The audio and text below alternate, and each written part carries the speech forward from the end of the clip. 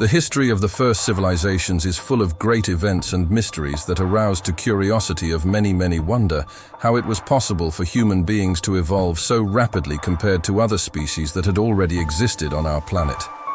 Ancient peoples, through their religions, have tried to offer answers about the creation of the world and the odd, creative capacity of humanity. Perhaps the answer to this dilemma can be found in the text written by what was the first organized civilization in history, the Sumerians. The Sumerian civilization emerged in Mesopotamia around 4500 BC. Over time, it was responsible for building large cities and creating the first system of writing, known as cuneiform, writing on clay tablets during archaeological excavations in 1849 in Iraq. 14 clay tablets with Sumerian writings were found. The translation of the text revealed one of the most fantastic stories of all time, the story of the Anunnaki gods. According to the Sumerian manuscripts, there is a planet at the ends of the solar system called Nibiru. Every 3,600 years, it enters an orbit close to the planet Earth.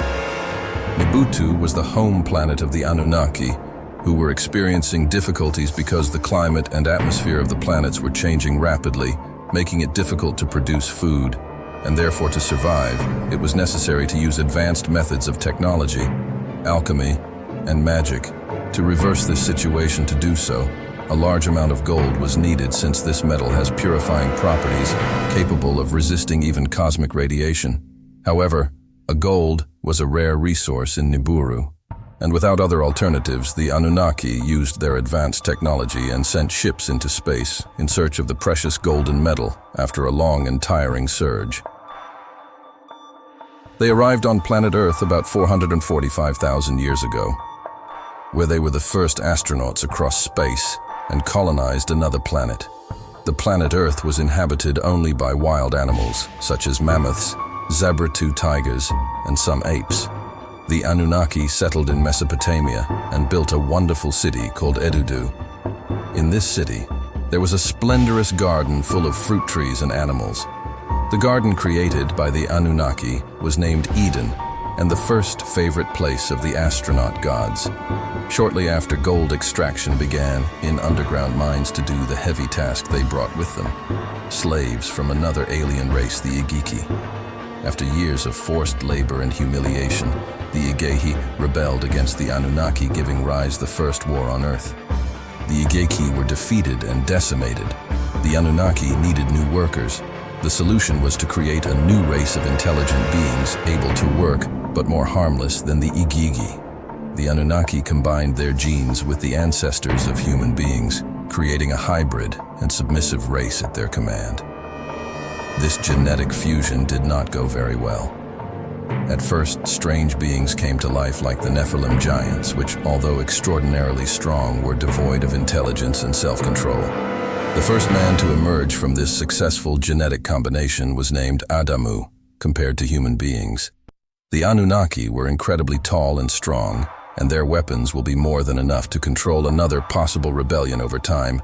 Humans developed the ability to speak and learn for the Anunnaki, to take care of plantations and build houses made of clay and stone. The Anunnaki came to like human beings.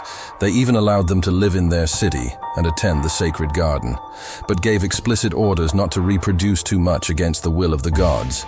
Human beings began to procreate quickly, which caused overpopulation in the city. Many people were expelled from Eden and Enkidu and condemned to live in exile in wildlands. After a few millennia, the planet Nibiru approached the Earth again. Nibiru's gravitational field was so strong that it adversely affected the Earth's natural conditions. There was an increase in the temperature of the planet, and the glaciers melted rapidly, raising the level of the oceans and causing constant rain. A great flood ravaged the Earth, and the city of Enkidu was doomed to submerge to save their creation. The Anunnaki created large boats that floated for days to normal water level. In this part, it is not clear whether the boats floated on the water or whether the boats were ships hovering in the sky after their city was destroyed.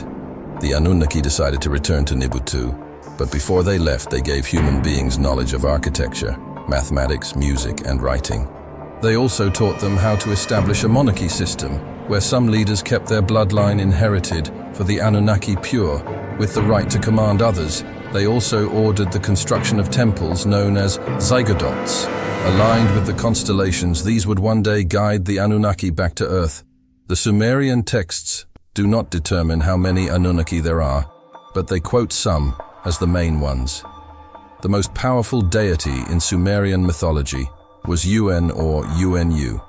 According to Akkadian calligraphy, Anu was the personification of heaven and possessed infinite wisdom. He was the oldest and most venerable of the gods, with sanctuaries in almost all Sumerian cities. The goddess Chi represented the earth and Anu's wife. The union between Anu and Chi gave birth to Anunnaki, a word that can be translated as children of heaven and earth, the first. Anunnaki was Enlil, lord of the air winds, storms, and responsible for keeping heaven and earth at a safe distance. Enki was the mighty god of the oceans and rivers, the patron of the city of Igigi. Later his cult reached other peoples, such as the Canaanites, Hittites, and Horites. The moon also had a ruler. Na, worshipped as a god of wisdom and curiosity, responsible for teaching scientific and astronomical concepts to human beings.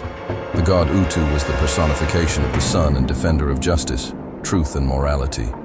Utu traveled through the heavens in his sacred carriage, emitting a brilliance capable of eliminating the world. The goddess Inanna was Utu's twin sister and goddess of fertility, war, and political power, also called the Heavenly Queen. She was one of the most cultural goddesses of Mesopotamia, adopted by Akkadians, Babylonians, and Assyrians under the name of Ishtar. The cult of the Anunnaki was shared by many Mesopotamian peoples, adding new stories and divinities with the advancement of time, but always maintaining a very detailed essence. The history of the Anunnaki, written by the Sumerians, is full of scientific and astronomical references, very advanced for the time in which they were written. The knowledge is still one of the greatest mysteries of humanity.